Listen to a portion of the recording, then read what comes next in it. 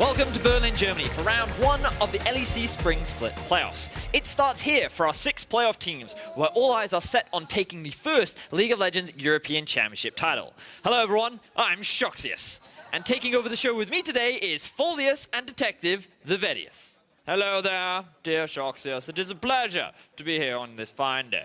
And it is a pleasure to have you, Detective. Now, later today, we will have Vitality and Fnatic squaring up in round 1 of the LEC Spring Playoffs.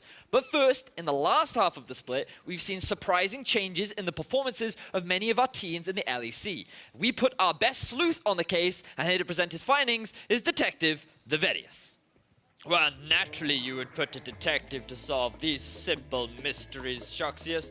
First, we must look at Misfits. They failed to qualify for the LEC playoffs, and you might be wondering why. Well, I delved into the mystery and I found that the answer was quite simple. It was not a matter of a lack of skill. It was not a matter of a lack of talent. It was simply a matter of Moose, in fact, being an alien and stealing all of the powers from Misfits squad.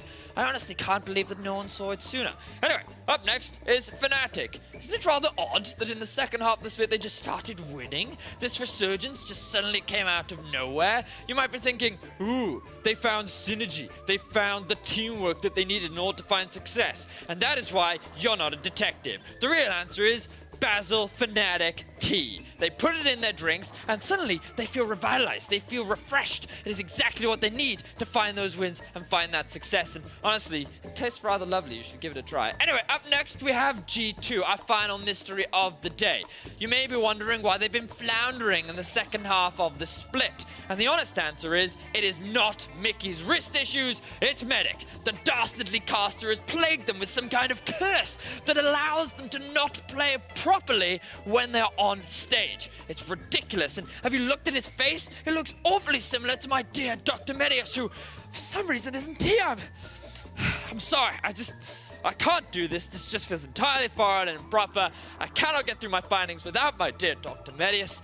I take my leave for a moment. Medius! Medius, where are you? Medius! Come to me, my friend! Alrighty then, well, we'll see more of G2 and Fnatic in the coming weeks in their battle for the crown. But this isn't the only title that is up for grabs. Throughout the week, we've been tabulating votes submitted by LEC organizations and partners to determine who will be LEC's first MVP. For a special edition of Medic's Playoff Checkup, we sent it to Flexius to break down the MVP frontrunners. Hi, thank you, Shoxius, and hello, my people. It's your boy, Flexius. Woo! I'm back, and I'm here to talk about some MVP stuff. Now, when it came to calculating and tabulating and mathematicating who the MVP was gonna be, I left that stuff to the nerds. I took quick shots, quick stats, and I flexed on it. Woo! Now, it's clear to me that when it comes down to who takes the MVP title, there's only one scale that matters. Who flexed and who got flexed on. Now, it was a tight race with Medic and Brax's biceps being neck and neck. But in the end, there was only one MVP, the most valuable flexer. Who's it gonna be? Who's it gonna be? Who's it gonna be? Who's it gonna be? It's me! Of course it's me! Woo! Who else can it be than the original OG Flex King? I wanna thank Medi! I wanna thank Vidi! The original duo that helped me be the best flexer in the business! Woo! Thank you. Now, to my main man in the kitchen who flexes on every diet plan, Chefius, flex on them stuff!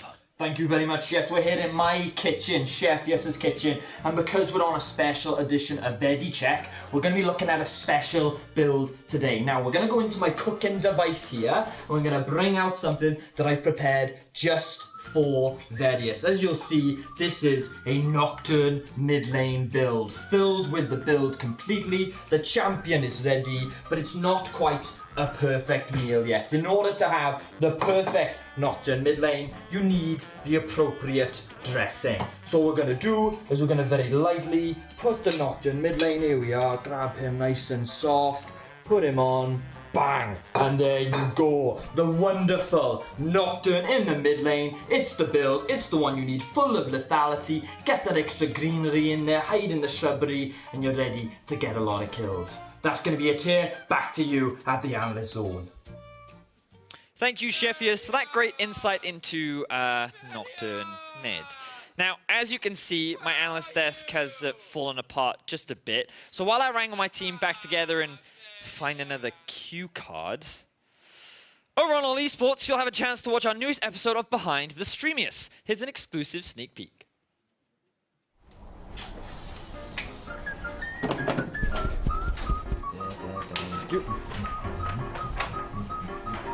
Hey everyone, I'd really like your attention for a real quick minute. I just want to pitch a new idea. I put a lot of thought and effort into it, and I think it's gonna revolutionize RDYCHK. It's called LEC. That's just bad. It's just really like narcissistic. It's actually terrible. Already super convoluted in this Vedius cinematic Maybe universe. go up for countdown, but Countdown. Mark Z would definitely. This is honestly the worst thing I've ever heard.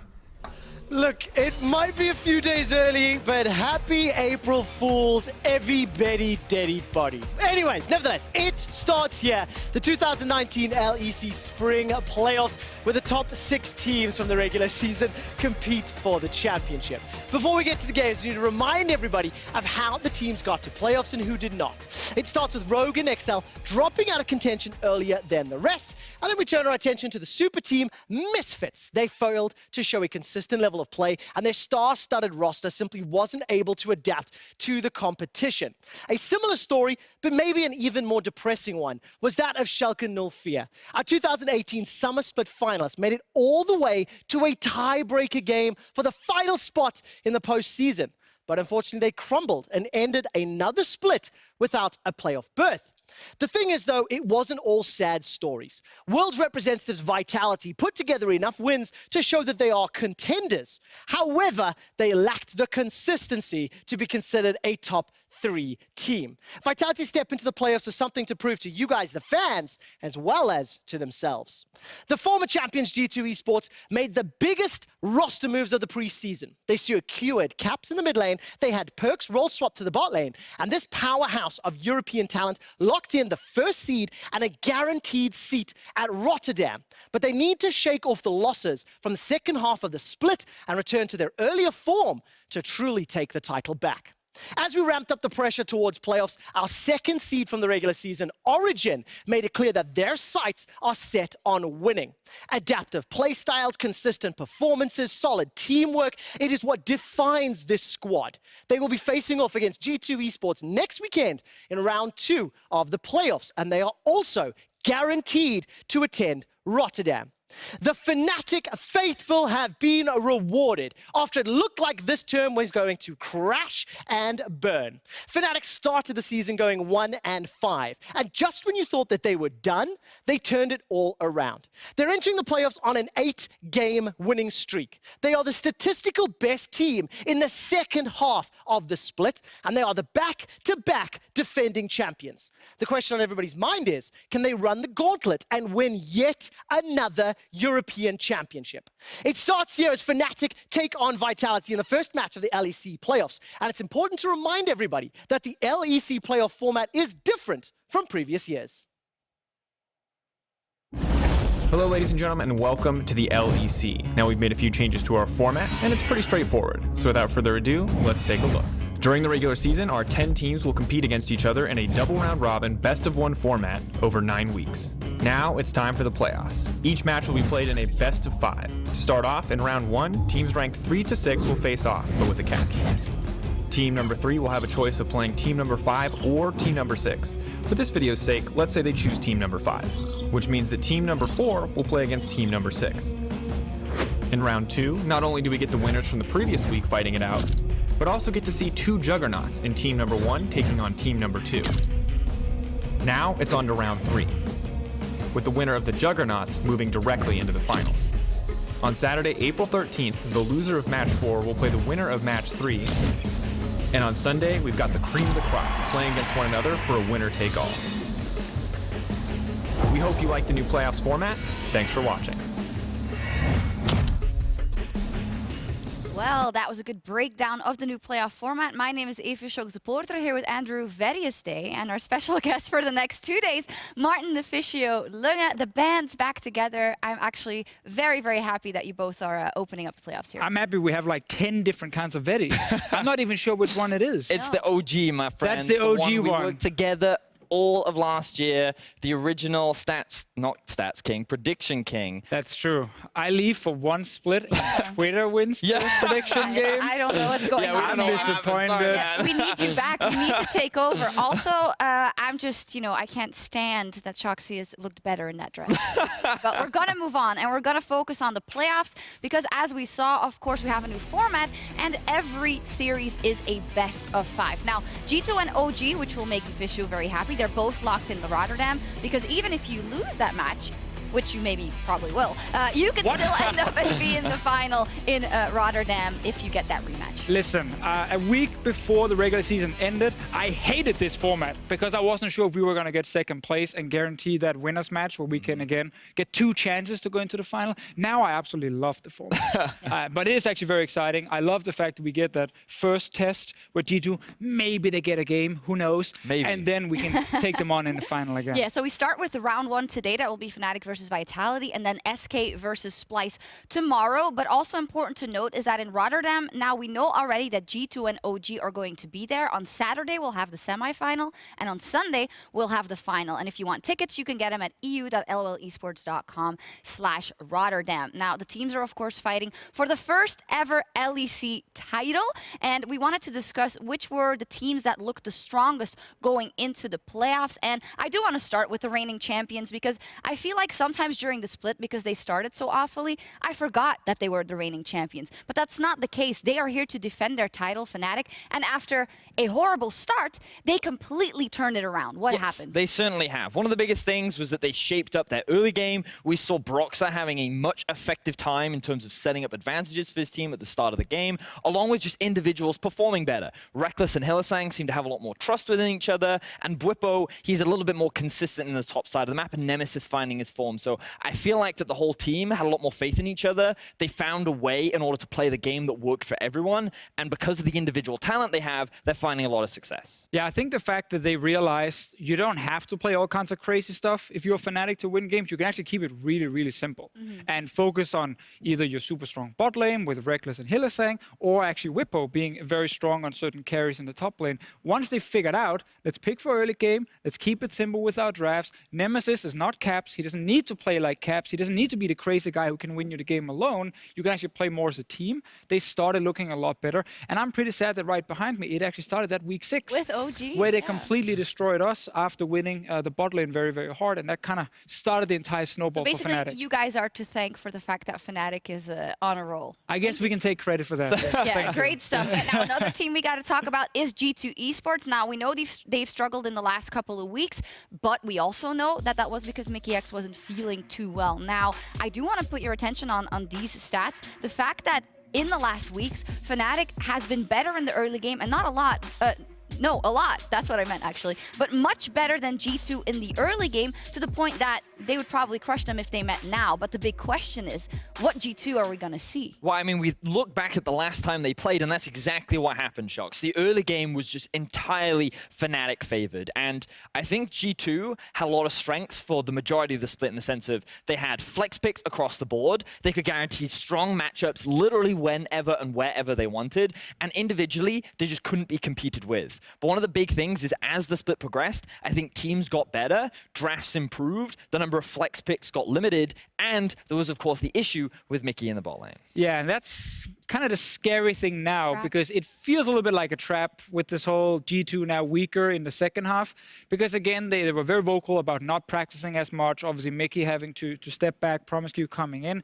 We don't know who's actually playing next week against us. So it makes it hard to predict what team are you actually facing? Will it be the team where Perks and Mickey as a dual lane are actually doing really well early? Or will it be the team where you can see that Perks and Promiscu are kind of lacking some synergy and it could suddenly be a lot easier to play against the bot lane? Well, if you then look at Origin, then maybe you're very happy because you beat them in the split when they weren't dealing with the issues, right? They were doing quite well. True, yeah. I think the game we had against them where we got the Z pick for NukeDuck and it was like a really smart draft, probably surprised them a little bit, and we managed to get some early kills around the mid lane to actually snowball, showed that you can, of course, beat G2, even in the start of the split when they were so good. I just think a lot of it's going to come down to, you know, the drafting, obviously. You can't risk ending up in a situation where they get counter pick in multiple lanes due to flex picks with Wonder, Caps, these kind of players. They will just take over the game. But if you can actually get an advantage there, suddenly G2 are more human. And sell Origin to me. Come on, tell me. Why are they the best team coming into playoffs? I mean, I'm just excited to see us in the best of 5. Yeah. You know, I think we have insanely smart players. We have a super smart coach as well. So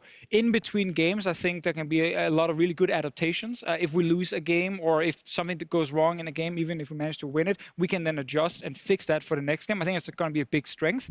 So I'm just excited to see this lineup play the first best of 5. And I'm happy it's against G2, you know, bring it on. And for me, what's really exciting is so many of these players having the opportunity to now be in this position. A big redemption arc for Mithy, Alfari, Cold, Patrick. NukeDuck, he was in the finals last split, but failed to qualify for Worlds. A lot of big storylines on the lines for a lot of these players. And to beat G2 next week would definitely be a big thing for them. Something quick you can think about. We'll get back to it later. 6 teams in playoffs. We only mentioned 3. I don't know. There must be some things we forget to talk about. Vitality's in there, Splice, SK, but I'll leave you to stew on it because first we are going to take a look at some specific players coming up in the playoffs. Quick shot. Who do you have your eye on? Well, it's really tough to pick a few, and I think I'm going to intentionally ignore the obvious players like Caps, Reckless, Cobby, NukeDuck.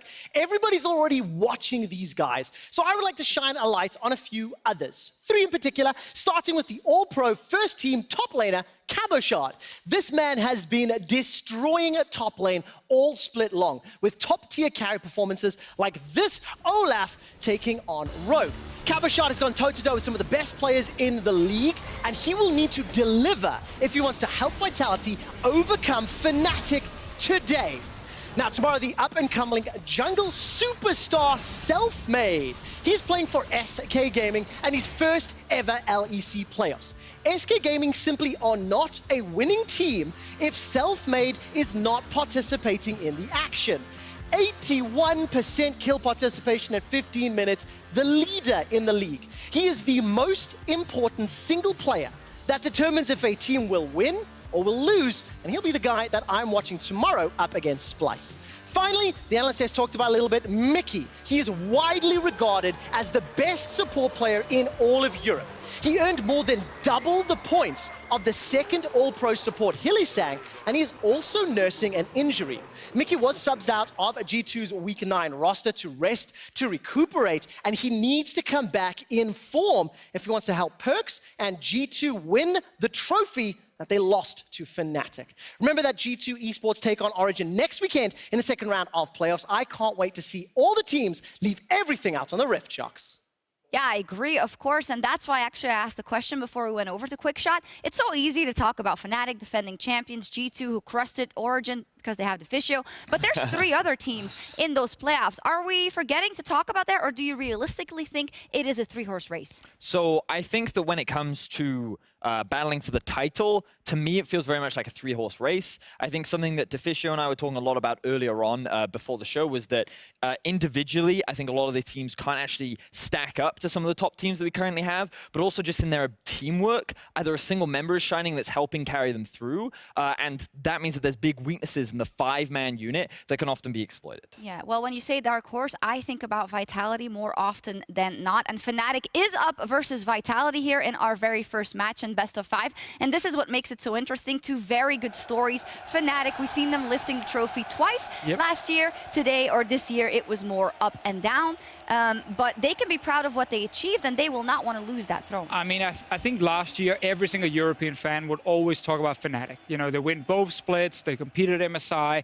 they compete at Worlds, make it all the way to the final. Like, everything worked for Fnatic last year. So obviously when you have this start to the new split without caps and you start seeing them lose games, everyone gets really concerned all of a sudden. But I'm actually very happy that this team has managed to find the correct playstyle for them and are now bouncing back and looking like one of the favorites again, because this is Europe. We need Fnatic as a top team. Whenever Fnatic is a top team, we have some great players. Yeah, but Vitality will want something to say about that. And when we look at their story of the whole year, 2018 was phenomenal for them. They came in, they had the rookies and the veterans. They just went up and up and up, ending at the elite, with the elite of Europe, I should say, at the end of the year. And then, of course, having an insane showing at Worlds. But what have we seen from them this year? It doesn't seem like it went straight up, for me at least. No, I think that coming into the split, they were expected to be heavy favorites, right?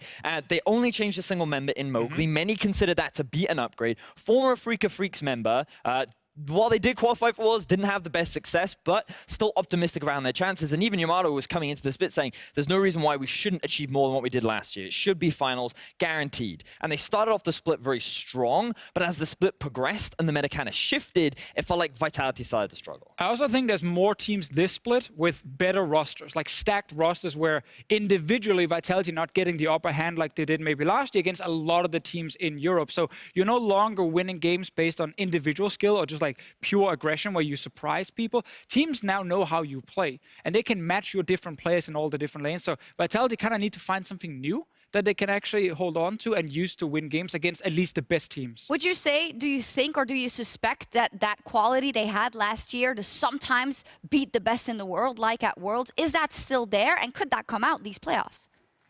It's a great question. I think if Vitality have used the 2 weeks to actually just practice one specific style and find a couple of picks that you're maybe not expecting in some different lanes, especially carry lanes, and use that to surprise someone like Fnatic, suddenly we can see them again actually show up big time. And yes, then they can compete against the best. But I need to see that spark. I need to see something new. Yeah, well, we'll see. Of course, at both teams, they changed merely one member coming into this year. But I think for Fnatic, it was quite a shocker to everyone that they lost Caps and then replaced him with Nemesis, a prodigy, of course, coming also from the Superliga. But he took a bit of time to get there, you know, and I almost feel like they wanted to plug and play him in, but they had to work very, very hard to get there. They certainly did, and finding a style in which they could work around him was always going to take time. And one of the things that we heard from your why am I calling him Yamato Cannon? Youngbuck. Youngbuck is the word I'm looking for. Youngbuck Cannon. Yeah. We heard words from Youngbuck where he came into the split very overconfident. And he felt like not much work needed to be done. But as the split progressed, he realized that they needed to change how they approach the game. They needed to train how they practice. And I feel like now they are much more of a cohesive unit. And we're seeing a return to form for many of those star players. Yeah, and when it comes to those best of fives, of course, we can trust on both Yamato Cannon and Youngbuck to bring that whole bag of tricks and strategies. And for Fnatic, there's one specific strategy that could give them a flying start, and Medic's going to break it down for you. Thank you very much, Shox. Now, before we go live in this best of five, I want to take a minute to talk about Fnatic's great second half to the split, and specifically about how they use creative level 1s to get an early game lead. So what's so good about Fnatic's level 1s? Well, let's go back to week 6, the last time Fnatic played against Vitality. Broxah is on Nocturne in the jungle, a jungler that relies on getting level 6 early. You can see Elise here tries to put the ward down. Vitality can smell something sneaky's coming in. Broxah clears it out with the Oracle's Lens and then comes into the jungle. Vitality are now split on 3 different fronts. Got Cabo in the top, Mowgli down here, and Jizuke forced down towards the mid lane as well. Fizz needs to get that mid lane experience up against a Zoe, otherwise he'll lose the lane too easily, and so Fnatic are able to steal away the red buff very, very simply. Usually, this would lead to vertical jungling. You'd split the map down the middle, Broxah would get the top half, and Mowgli would get the bottom half. But what happens in this case is Fnatic use the fact they have push in the mid lane with the Zoe, and the fact that Broxah can come down to this bottom side scuttle very quickly to make sure that they stop Mowgli getting onto the other side of the map. This means that Broxah gets 3 buffs instead of just the usual 2, and has a huge experience advantage over Mowgli. So what this also does is it makes Mowgli very easy to track in the early game. You know there are limited camps he can take in his jungle, and it means that even if you don't have vision on him, Fnatic can actually predict where Mowgli's going to be pretty easy. Well, I've shown you how it works, but why is this so important in the matchup? Vitality are a team that are known to rely on Mowgli and Cabochard to get them early game leads. If Boxer and Fnatic can consistently shut down the Vitality jungler like they did in Week 6, they can stop him from making any early game plays, not only by denying him experience and gold, but also by making him so easy to predict. By doing this, they actually eliminate one of the key win conditions for Vitality, and also they set their own early game up for success. Back to you, Shox. Thank you very much. Indeed, yeah, we know about Fnatic. They love those level 1 strategies, but I also found it very interesting that Medic pointed out that they couldn't do that versus Vitality because Mowgli often does the same thing. And I know we were talking about this beforehand. He's a bit predictable at times when it comes to his pathing. Yeah, and also just his playstyle is extremely focused on trying to find the enemy jungler and like invade him and see if you can duel him 1v1 while they try and have some push in mid and top lane. But I think in this specific game here, like the example we just showed, really shows how Fnatic have understood, okay, in our drafts, if we get especially a top lane we need to play around, let's try and cut the map in half. So when they invade that red buff and force Mowgli to bottom side, well, that means he can't gank Whippo in the early game on a Yorick. And if you do that to Mowgli, you actually really stop the way he likes to play the game. He can't go top for Cabochard, he can't invade topside jungle, and then he kind of doesn't know what to do, and he just kind of walks around the map a little bit waiting for something to happen. Yeah, that could be super influential. In this one, I feel like we're talking a lot about the positives of Fnatic. That is recency bias, but I think it's also justified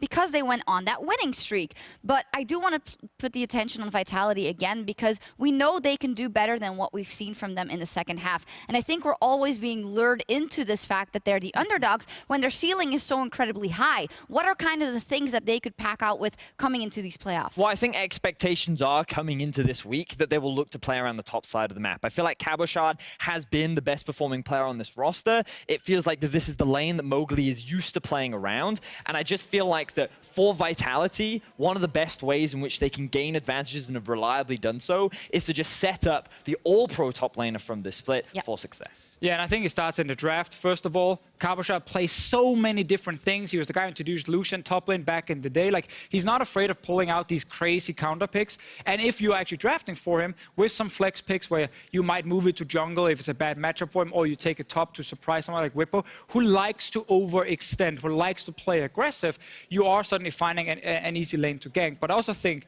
if you look at Vitality as a team, while we can talk about the great things that Cabochard can do, I think this matchup is actually won by some of the weaker lanes who struggle a little bit the last few weeks, really stepping up. Bot lane, if you're picking a 50-50 matchup and you're trying to perma-gank top, then Jack Troll and Attila, they cannot make mistakes and fall behind. They have to hold their own against Reckless, Hylissang, probably Broxah, probably Nemesis as well. So it's not easy, but they need that bot lane to be stable if they're going to play heavy to top side. And they then also need that top side to become Super Saiyan today. Of course. Is it a right way to TLDR that Cabochard can win you the game? He would never lose you the game. Whippo can win you the game, but he damn well also can lose you a game. I think in the second half, Whippo has become a lot more consistent and that he's less likely to do that. But I definitely do agree that he has a point at which he likes to win his lane and he likes to play confidently. But I think that now he has a lot more trust in his teammates. That he shows a lot more respect to his opponents. And I hope coming today, he shows that respect to Cabochard. But then there's the pride point. Now it's the playoffs. You know, he might say, listen, I know Reckless can carry this game because he's winning his bot lane.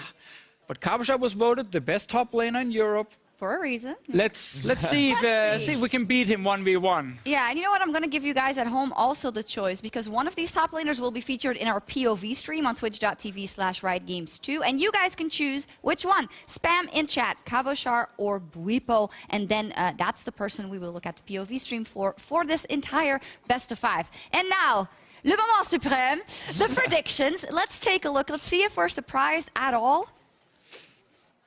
Fnatic, including the fan. Still got an XX there, Deficio. Yeah. I put 3-0. 3-0. Apparently we couldn't write that. It was like, no, we can't show That's this. too harsh for You're Vitality. voting the same as the fans. Perhaps you've lost your mojo and need to rely on help. Or maybe my votes all split long has actually been the fan votes. And that's why the fan vote has been winning. 3-0 Fnatic. Yeah, 3-0 Fnatic, very convincing. Why is it that the reigning champions aren't going to drop the ball here? Well, I'm 3-1 for Fnatic personally, because I think the one thing about Vitality, something you've said before, they have a very high ceiling. And I think that in a best of 5, they have the ability to showcase it, and they can beat the best in the world. But that lack of consistency is what means that I don't think they're going to take a win against Fnatic. Yeah, and because of that, I think this is going to be a super high best of 5 to kick the playoffs off with, to see where Vitality can go and to see if Fnatic, the reigning champions, can keep their winning streak going. We're kicking off the very first LEC playoffs with a bang as the 7-time champions go up against Vitality, a team looking to conquer the odds yet again.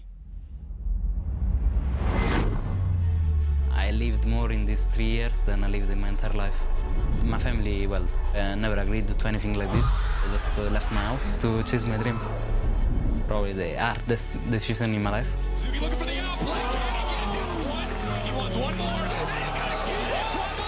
If I fail, I don't have a home to go back to, or even if I had, I don't want to go back there.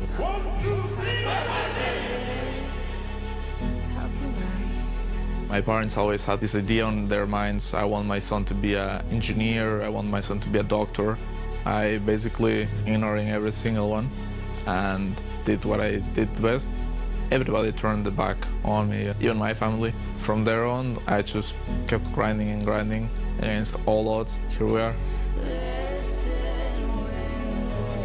If I dream of something, I just work hard to achieve it.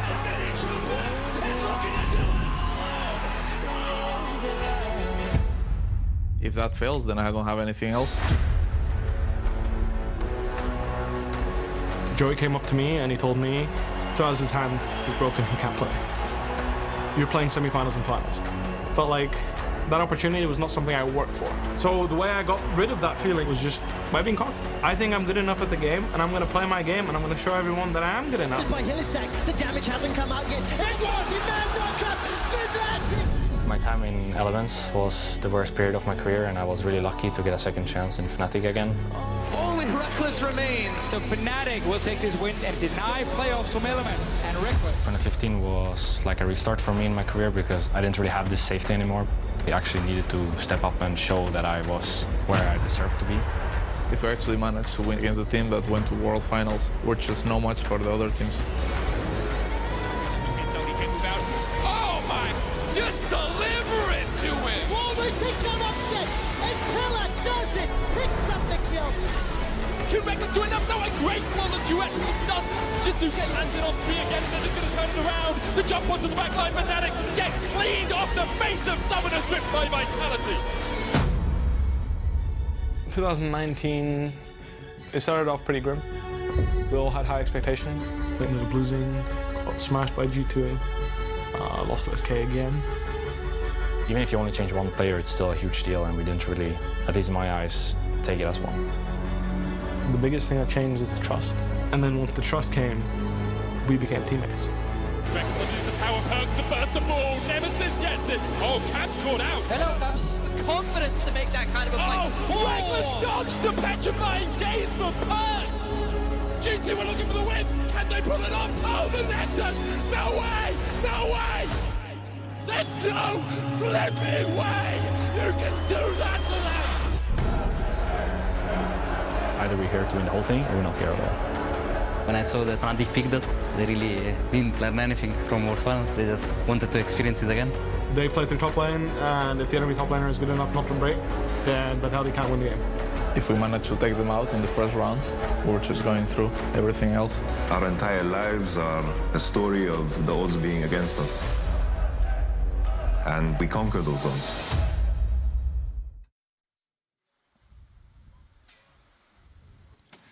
What a way to start the playoffs. LEC and just 2 fantastic teams going toe-to-toe. A surging Fnatic, strongest team in the second half, up against Vitality, constantly touted as underdogs, but never to be underestimated. I'm Dan RDYCHK, bringing this series along with Christy Enderfrarson and Indiana Frosker and Black.